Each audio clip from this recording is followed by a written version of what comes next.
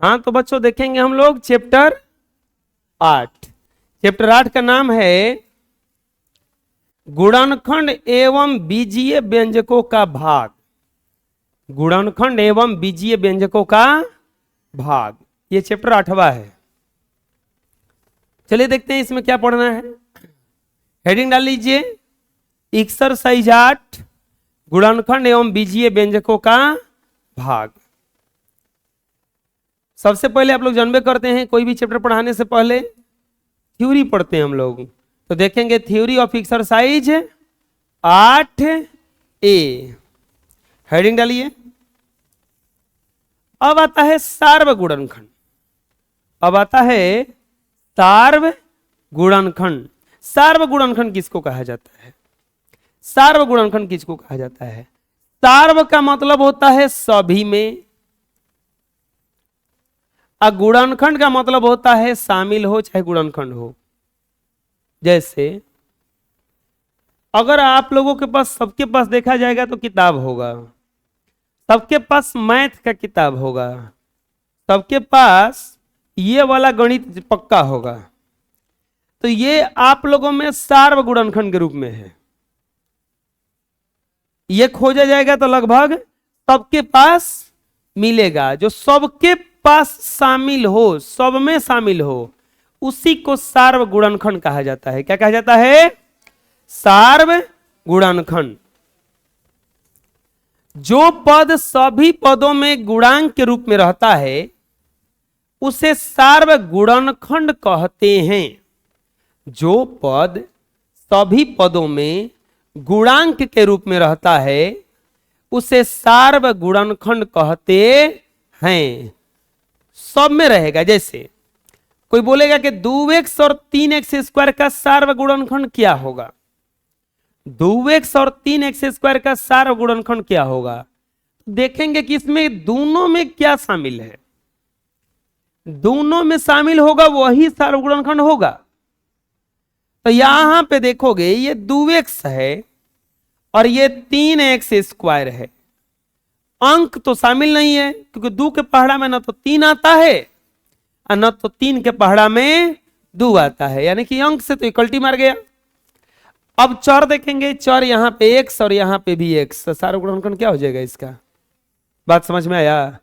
जो सब में शामिल हो, जैसे जो सब में शामिल हो, जैसे यहां पे दिया हुआ है, लिखेंगे सार्वगुणनखंड।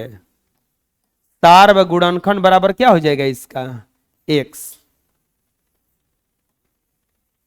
ना समझ में आया अभी? जैसे 4x स्क्वायर और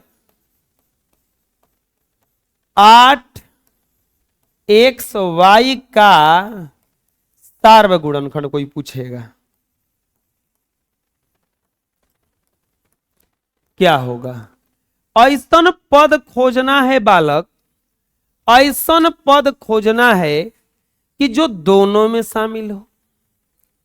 ऐसन पद खोजना है जो दोनों में शामिल हो।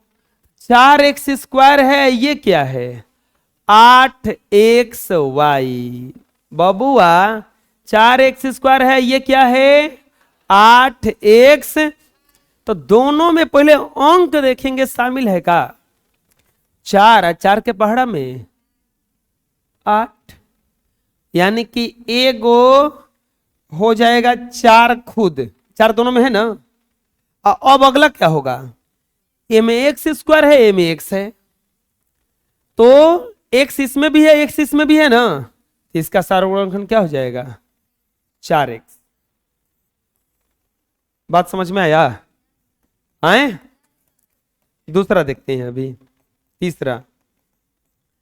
जैसे 9x स्क्वायर y और 12x स्क्वायर y स्क्वायर का सार्वगुणनखंड बराबर 9x स्क्वायर y और 12x स्क्वायर y स्क्वायर का सार्वगुणनखंड पूछा है कि कितना होगा। क्या 9 के पहाड़ा में 12 आता है? क्या 12 के पहाड़ा में 9 आता है? ये तो कल्टी मार गया। नहीं अभी नहीं, रुको। 3 के पहाड़ा में ये भी आता है और 3 के पहाड़ा में ये भी आता है, तो अब इसका एगो गुणनखंड होगा 3। ठीक है, एहू में एक्स स्क्वायर है, एहू में, तो एगो अगला गुणनखंड होगा इसका एक्स स्क्वायर। हे में वाई है, हे में वाई स्क्वायर है, छोटा वाला लिया जाता है, छोटा वाई है ना, इसका सारा गुणनखंड हो जाएगा 3 एक्स स्क्वायर। आया समझ में? अभी नहीं बुझा रहा है? अब तो समझ में आ जाना चाहिए। चौथा, 4 x square y q z और 18 एक्स वाई जेड स्क्वायर का सार्व गुणनखंड, सार्व गुणनखंड बताइए। पबुआ, बचावा, हीरामती, अंक अंक पहले मिलावल जाई, अंक।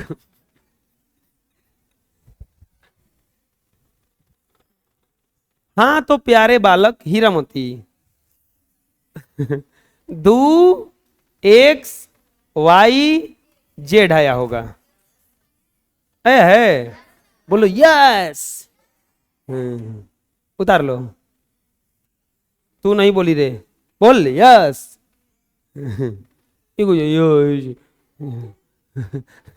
गुणनखंड ज्ञात करना। अब सीखेंगे हम लोग गुणनखंड ज्ञात करना। क्या सीखेंगे बच्चों?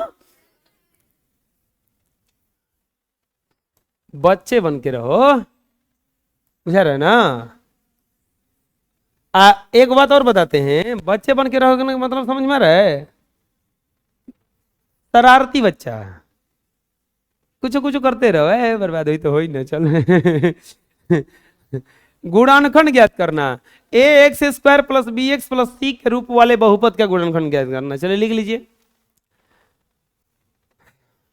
अब इसमें हम लोग बहुत सारा टाइप पढ़ेंगे, जैसे ढेर सारा गुणनखंड पढ़ेंगे। ढेर सारा क्या पढ़ेंगे हम लोग?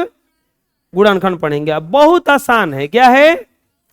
बहुत आसान है, लेकिन अब सोच रहे हैं कि आज नहीं बताएं, अगले क्लास से बताएंगे। ठीक है, जितना ही इसको जानने के लिए आइए कल।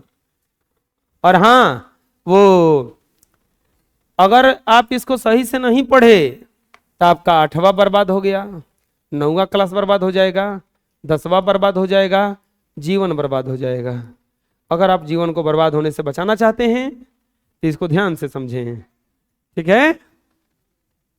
कोई दिक्कत है?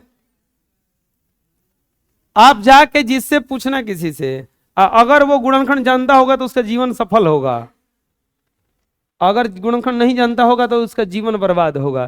बर्बाद का मतलब थोड़ा उसको काम बढ़िया नहीं मिलेगा, मेहनत वाला मिलेगा। बुझा रहे ना?